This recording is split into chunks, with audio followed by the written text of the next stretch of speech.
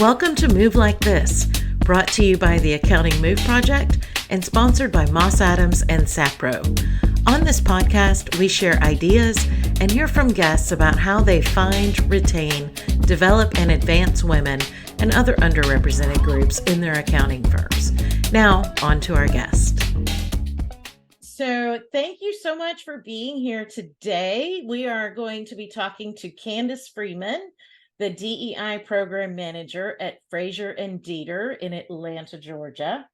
And I am super excited to talk to Kandace because she and I have been on a couple panels together and we're in the same city. And it's just always fun to catch up with how things are going with her. So thank you so much, Kandace, for being here today. Of course. Thank you so much, Bonnie, for inviting me and extending the invitation. I always enjoy an opportunity to share space with you. We always have great conversations. So this will just be exactly like that. I love it. Well, let's jump right in. So Frazier Deeter has steadily expanded over the last 41 years. So you have quite the history there. But you've really seen a lot of growth in the last 18 months, with roughly 400 or so employees and plans to bring in 150 more. How are you ensuring that your culture and commitment to DEI remain strong as you acquire firms that may not have the same approach or commitment? Great question. I would say we are experiencing a lot of rapid growth within our firm. And due to the industry, we are sitting at levels that are a lot higher than other firms with acquiring people, getting them into our pipeline. But with that, it has provided an opportunity for many people within the business to really challenge the firm, to be flexible, to be curious, and being intentional in how our approach looks. The spaces that we're in, making sure that we're showing a presence and communicating our Frazier Deeter brand across all arms of the business. So not solely focusing on the people operations aspect, but how can we think about DEI and apply DEI initiatives, ideas, thoughts within the tax department, within the audit department, within the PRG department. So taking it out and not siloing just certain spaces or targeting certain metrics, really working to hold ourselves accountable, hold our leaders accountable, asking the tough questions and uncovering what some of the gaps are, and then being intentional on our action of what it looks like. So that can be creating foundations and structures that will enhance the firm's impact through DEI. Or it could also be providing opportunities of education, resources for the folks within our business so they can be an advocate. I'm only one person. Our firm is super expansive, and we have multiple locations. So I'm really kind of in that space of trying to partner with people, create genuine relationships so they can be an advocate in their own space, in their own place, in their own office, knowing that the environment, the culture, the flow, all of that is going to be different, but really focusing on our people to kind of create that space, and having them tell us what they want to see, what they don't want to see, and really working with them to take that back to our leaders and be like, hey, this is what we need to do. What can we do together to co-collaborate what this process can look like? Oh, that's awesome. And I think that the fact that they have you in place speaks volumes to their commitment. And a lot of firms don't have somebody in that DEI role who's really looking at the big picture and trying to make sure that the efforts integrate throughout the firm. You made such a good point there about it can't be siloed and be like, oh, here's our DEI stuff, and then here's our tax stuff, and here's whatever. It has to be integrated throughout everything you do to really be effective, which I think speaks highly for the leadership at your firm for putting the effort there. I would agree. So as a perennial move firm, How do you feel your participation supports the goals that you've talked about and gives you a competitive advantage in this day and age when attracting talent is probably more challenging than it ever has been? Yeah. I think you made a very interesting point just before, Bonnie, when you were talking about like the firm's addition to my role is a great starting point. I think with that, we've identified that we had gaps in some other issues in some other spaces, and attracting talent, recruiting talent. We had an opportunity there. So it's awesome that we have benchmark numbers. Our research kind of reflects some of the things that we're doing to advance equity for women in business, for minorities in business. But we certainly know that we have more work to do as we're moving the pendulum in the right direction. So our talent acquisition team has really been focusing on what that experience looks like, recruiting maybe a different recruiting in different ways. I would say that's maybe not traditional to the accounting industry or firm. Um, so that could be like really working in the community to like show a presence so people know who we are. We are a very awesome firm. I say that we're the best. I could be a little biased, but we are surrounded by a lot of other big four accounting firms. So really working on showing up a presence, whether it's in campuses, connecting people with different groups so we can open our pipeline up there, interacting in the community, focusing on the actual progress of the people and what they're doing. We are doing different things in like our recruitment and sourcing project process. So some of it is a little bit masked. So we might not know or see who a person is until they get to a certain stage in the process. Allowing other people who are interviewing or involved in the onboarding process, allowing other opportunities, insights, minds, not just solely sticking with the same 10 or 12 people who do all of it for the firm. Really asking the people and using a lot of the things, the data tools that we've had, engagement survey results, feedback results from clients, not clients, from people when we interview, whether they made it through or not. Asking what they liked, what didn't they like, what could we do better. Really trying to streamline our hiring process so it doesn't feel so long for folks, knowing that there's a war on talent out here. There is a lot of jobs and people have a lot of choices. So really working on the people piece of the talent acquisition and not solely seeing people as a number. Yes, we need to fill this role. We need to have this job. It has its function, but how can we create an experience so the person's like, wow, that experience was awesome. I didn't take the job, but they were awesome. They were great. They helped me with this. They asked me this question. They wanted my feedback. That's one thing that I know that we utilize here that I have not always had in my professional space. Someone to reach out and say, hey, what could we do better? This didn't work out, but we want to hear from you. And I think to our credit, it works. We really look at like Glassdoor reviews and things like that, and just to make sure that the message that we hope and the culture that we hope is happening here is also being communicated and felt from others. We can only do so much in this space if that's not being received. So how are we creating opportunities for people to give us feedback so they can receive and have the best experience? And want to stay with us from the start of sourcing to many years down the line. Oh, I think that's very cool. I like the idea of creating relationships with people that you didn't even hire, because so much of this industry is about word of mouth and your reputation. And even if that fit may not have been the best thing for you, they leave with a positive feeling about your firm. So when there are additional openings and they have friends that are looking for jobs, and you're going to be, if not top of mind, at least positive in their mind when they're thinking about the industry and the profession as a whole. So I think that's a smart thing that I don't hear a lot of people talking about. So you just gave your secret away. But that's like the firm's paying you, first off. I would credit the firm to that. I would say, I think in during COVID, some of the transition of how the work life shifted, how we can do work shifted.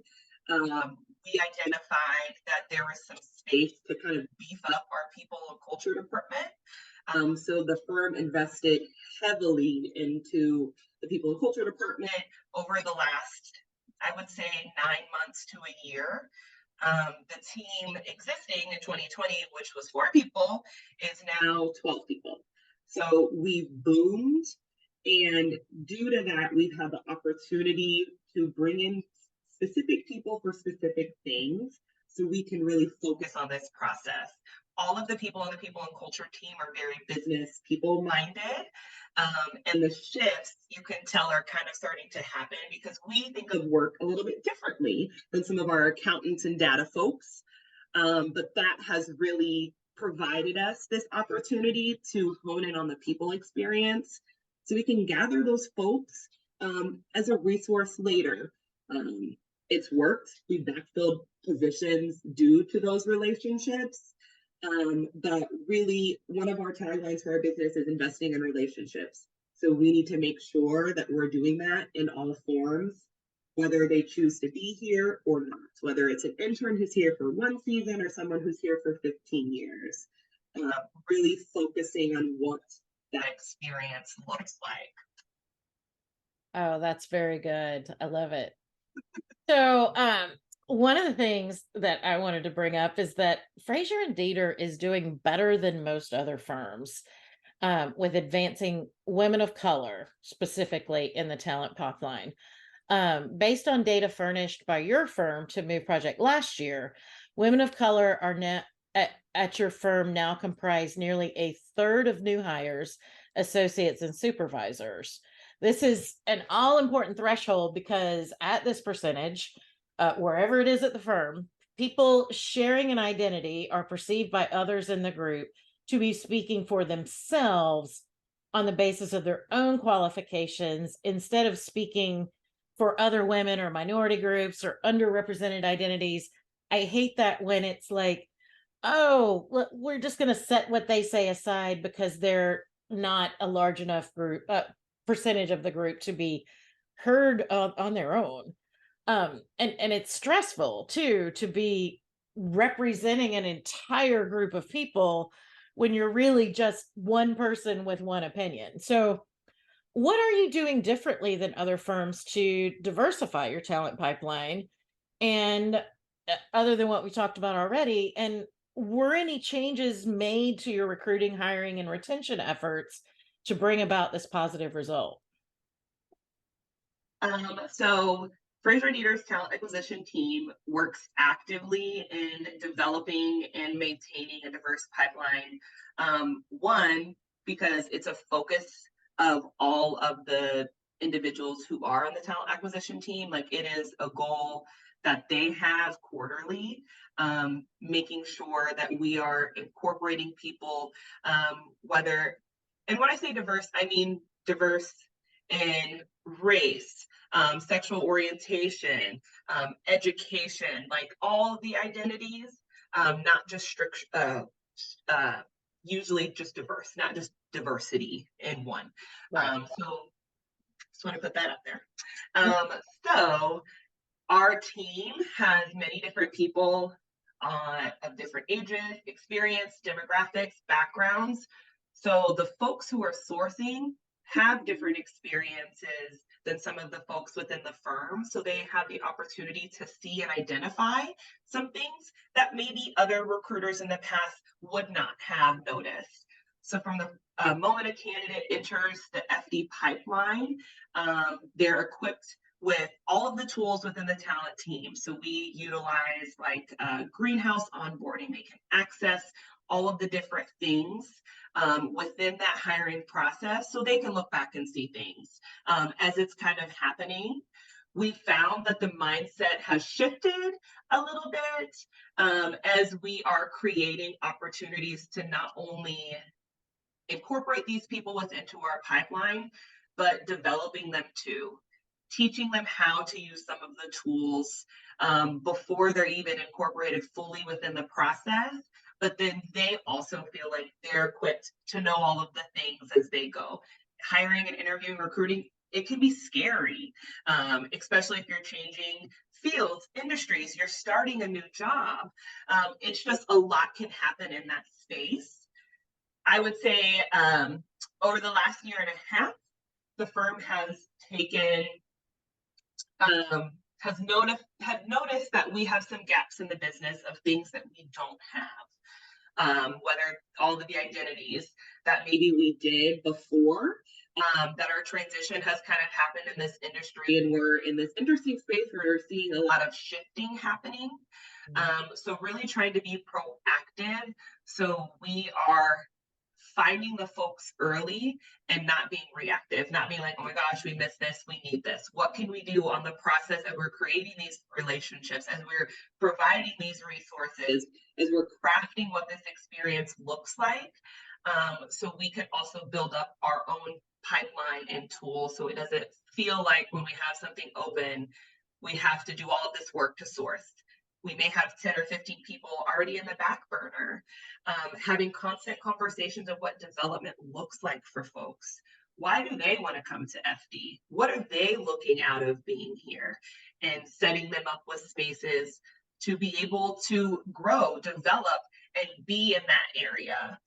The last one is really, really, really focusing on developing our people managers. Our people managers are awesome at the business stuff, but some of them have some opportunity with some of the people management skills. So having a conversation, having an in-person meeting, maybe shifting their mindset on how they work and do business to not solely see our people as a number.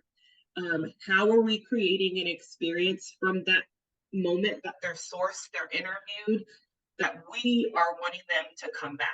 How are we communicating that culture and making them feel like they are going to be valuable to our business? I say it all the time, our most valuable asset is our people. We can do the business every day, but if we don't have our people here, if our people aren't passionate, they don't feel committed, we're not communicating a message for the community and public to see that, hey, we're doing all of these great things. You can do this here too. They're not going to even want to even be within this process. We're never going to get them. So really working on our branding. What's the message we're communicating? What's the culture we want to communicate to the public? So they're going to be like, oh, that's cool. I want to know what they're doing. And it can kind of help to create that structure of how it looks. Sorry, that was a very long answer. No, that's a really good answer. And that made me think about something you said earlier that I did want to follow up on is Frazier and Deeter in some ways incorporating a blind hiring process into their, the whole recruiting and, looking at people? I know that's something that hasn't really been adopted very much within accounting firms, but I have read a lot and talked to a lot of businesses that have. So I'm curious if you are doing that. And for those that don't know, blind hiring process is basically anonymizing candidates to a certain point so that they're not identified by race or sex or anything like that. It's just looking at the qualifications and experience without having these unconscious biases come into play. I would say yes, and so we are creating the structure of how that will look like going forward within our recruitment process.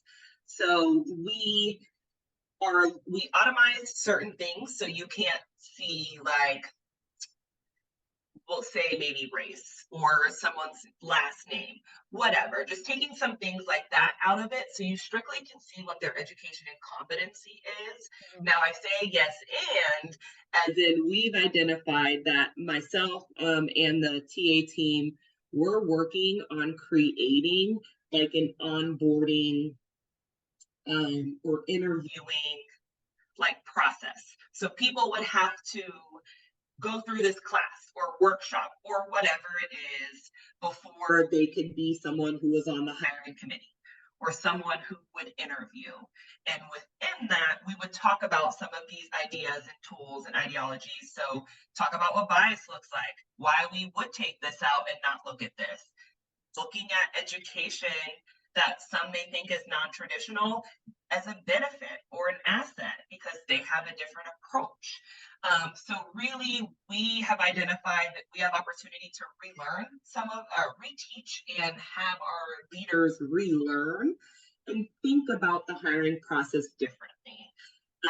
So we're getting there, but we're not there yet. We definitely are shifting the approach in some of the things to provide resources for folks so hiring can be the most impactful and we're not missing out on quality folks because of our own biases or our own thoughts on how things should look. Yes. And I think much like everything in this area, everything is a work in progress. It's not like you suddenly, all right, we're done with that, and move on to something else. But I applaud you for even going down that road. That was a good deal. I took some additional courses in diversity and inclusion through Cornell, where I got certified a couple of years ago. And it was specifically talking about some of these things. And I was just kind of amazed. I had not thought about the fact that, like you said, education, where somebody went to school can sometimes identify whether that person is male, female, black, white, Latina, whatever. And so there's got to be that balance of anonymizing certain things, but not so much that you have a blank piece of paper that you're looking at too. So it's definitely not an easy process to figure out, but I think it's one that's worth making the effort to do. Yeah. I think traditionally the idea of how people are hired, how people are recruited, the whole process, it's very archaic. There's opportunity that we as a firm and other businesses can really look back at it and feel like and see how they can create the biggest impact. Just because we've been doing things the same way for 150 years at this step, doesn't mean that has to stay the same. Now that means you have to be able to have open conversation and the autonomy to kind of really shift what some of these things look like. That part can be hard. So I don't want to communicate that that's an easy thing.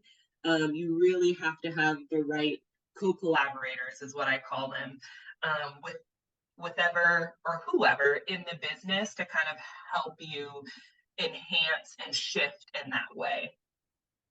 Absolutely. So what advice do you have for other firms that are looking to expand their talent pipeline and attract a more diverse workforce?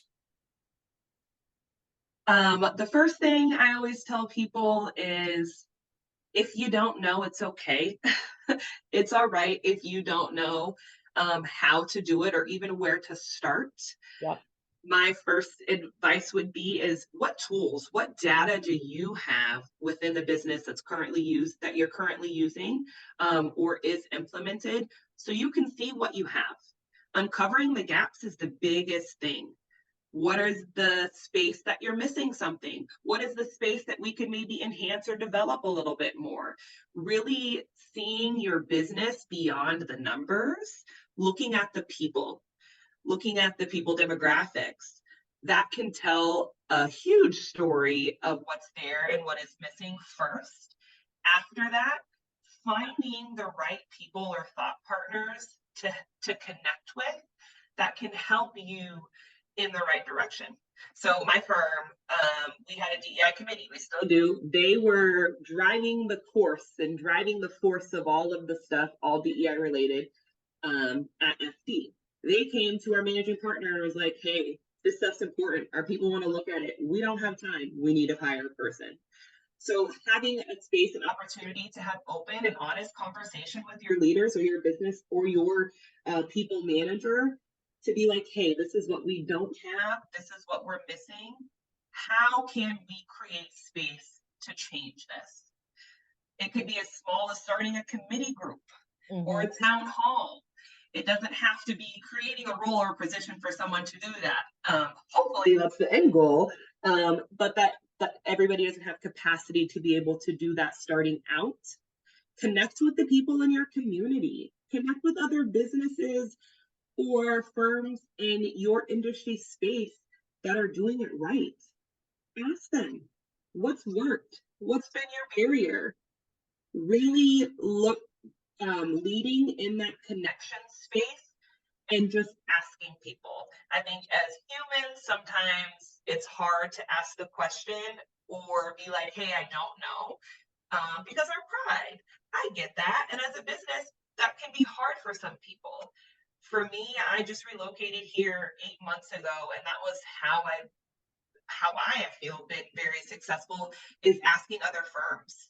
I have found a few other firms that are doing all of this correct, whether they're tax or just in different spaces. But I just set up meetings with them and I was like, hey, what are you doing? What has not worked? Who have you partnered with?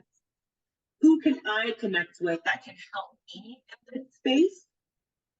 I'm a very qualified adult. I can say that, but I also don't know everything. So even the people that you hire are not always experts. So being okay to know that you may not always get it right, you're going to mess up, and mistakes are going to happen, but not letting them impede on your progress of how and what DEI looks like, how it applies, how it works, and how it shows up in your space. So really aligning yourself with others to help be the advocate for you and to uplift and affirm on your own journey. What it looks like here at Frazier and Deeter is not what it's going to look like everywhere else. And that's okay. So it sounds bad, but kind of lowering the standards a little bit and being really intentional on how you're going to create, not just coming up with an idea, but how is it going to apply? What's the application look like? What's the implementation look like? Creating the structure and looking at it that way is how you create change and progress that will be lasting and impactful. Yeah, and I think to add to that, and even really just restate what you said in a different way, is to have grace and don't be afraid that, oh my God, I may say something wrong. You probably are going to say something wrong, and we all have. And just understand that this is a learning process for everybody, and be open to different ideas. And when somebody may stumble, have some grace and say, that you could probably say that in a different way, or this is why you may not want to repeat that, or whatever it is. Just understand and don't get all defensive. That big wall that goes up, I do a lot of training in this area, and it's always amazing when the word privilege is dropped. I can see like shoo, those walls go up. And I understand the inclination for that to happen, because we don't want to, everybody's worked hard to get where they are. And you don't want anybody to lessen the effort that you've made.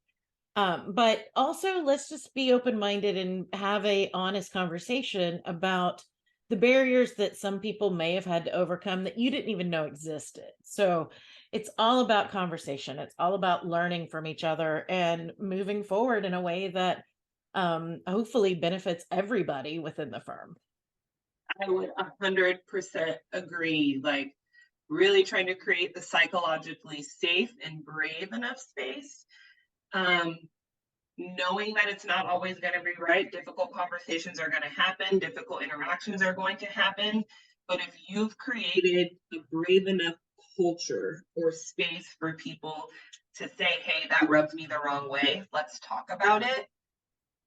that is where you're going to see the most change, is really creating space for people to be open and honest, to feel like they can have conversation with whoever it is at any level about what's not working, and them being focused on them as an individual, like their holistic development as a person, trying to see it that way first is really where I'm trying to get some of our folks in that space, of, hey, I get it. This didn't work. Maybe this was bad for you for this instance. But let's think about it. Like, if this was happening to you, how would you feel? Maybe we could approach it this way. Let's have a conversation this way instead. I really ask people all the time, hey, explain that to me. If I don't understand, explain that to me. Really utilizing kind of that grace and space to learn for all of us. One thing I always tell people is to be kind to yourself. You're not going to get it right. Be kind to yourself. Yeah. 1 week, maybe like you may be on top of the world. The next week, you could be really low and at your bottom. Like, be kind to yourself so you are able to do this every day. I'm passionate about DEI initiatives because representation is important to me. I want people who look like me in these professional spaces.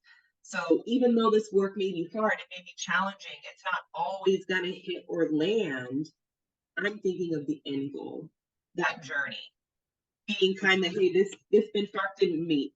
We failed here. All right, let's go back. Let's figure out what we can do for this next week.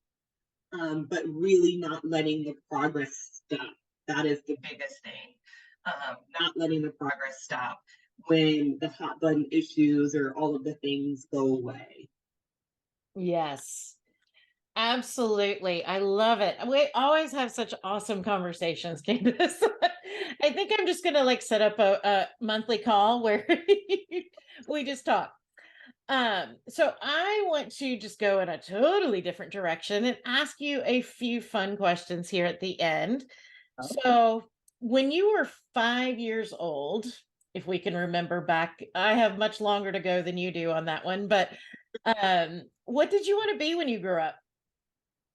So I actually wanted to be the president when I was 5 years old. Still did to probably till I was about like 15, until I figured out what they actually did. And I was like, nope, signal, I don't want to do that anymore. But when I was 5 years old, I would tell my mom all the time, I'm going to be the president and I'm going to paint the White House brown. That's what I used to say. I was going to be the president in the brown house. We was going to switch it up a little bit. I have since, as I've said, do not want to go down that path. President, go ahead and do what you're doing, but it ain't for me. I feel you on that. I actually, at one point when I was around that age, wanted to be president as well, and then was like, nope. In high school, I went on a trip to Washington, D.C., and got a little view into some of the inner workings and went, yeah, this is not for me at all. But kudos to those that do want to do that. That's right. That's right. I stuck with it in school, though. Like, I have a history and social science degree, so I still love that space. Like the policy, but like, no, I don't want to do it as a job. Well, I'm the biggest political junkie, and I have my list of podcasts I listen to every week and all of that. So yeah, I'm very interested in it from afar. I don't want to be a participant. Well, let me fill that space. So if you were given a chance to travel anywhere in the world for free with time off, all the time off you needed, where would you go and why? I think I would go to Greece. My great grandmother was a traveling nurse. She's no longer with us, but she was a traveling nurse. She passed when she was 96, and she always used to tell us when we were younger. I used to spend a lot of time with her in the summertime in Kansas. She would tell us about her teaching, or when she used to travel, and she always talked about Greece. And she would tell us how beautiful it was and just tell us stories. So it's been on my bucket list for a long time. But Greece would be on my list to just explore the islands, be in the water, eat the food, like do all of the things. I think you're going to have to book that trip in the next 5 years or so. Let's just put that in the back of your head and make it happen. I So think I will. My partner and I just got engaged last year, so we are loosely, thank you, loosely that is our honeymoon trip. So hopefully soon. I like it. My husband and I were supposed to go to Italy on our honeymoon, and we finally made it there 12 years afterwards. So I do got better tons. than we did. So final question, if you could have one superpower, what would it be? Ooh, I think it would be like to be able to teleport. Um, one thing, yes, like seriously, like to be able to teleport. So I wouldn't have to constantly be commuting and transporting. Growing up as a Midwestern girl in Nebraska, I legitimately could get somewhere in 7 minutes. Atlanta, like 3 miles is 45 minutes, and it literally blows my mind. I haven't really crafted on what the traffic is, if there's any trends. So I spend a lot of time in my car. So if I could teleport and just be there, give it to me. Yes, please.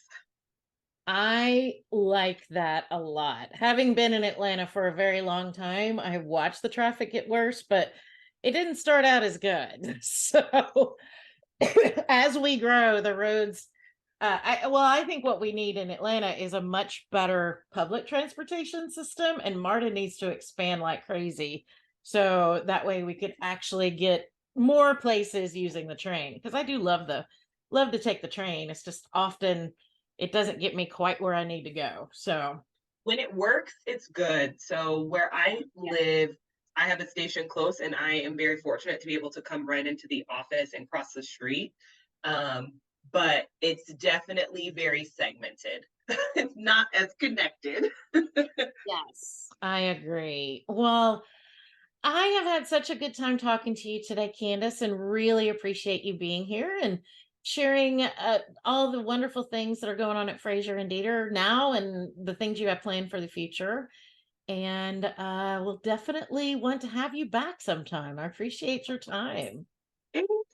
Thank you again for the invitation and extending the offer. I am always willing and able to be a resource and support you in anything you need. So just know I am here, and I would love to partner with you again in the future. Oh, that sounds great. I will take you up on that for sure. So, thank you for being here and look for our next episode to drop in 2 weeks on Wednesdays. And we appreciate you listening to our podcast today. Thank you for listening to Move Like This, brought to you by the Accounting Move Project and sponsored by Moss Adams and Sapro. If you'd like to learn more, visit our website at accountingmoveproject.com. Don't forget to subscribe and share with your friends and colleagues too. I'm your host, Bonnie Buell-Russick, and until next time, keep moving forward.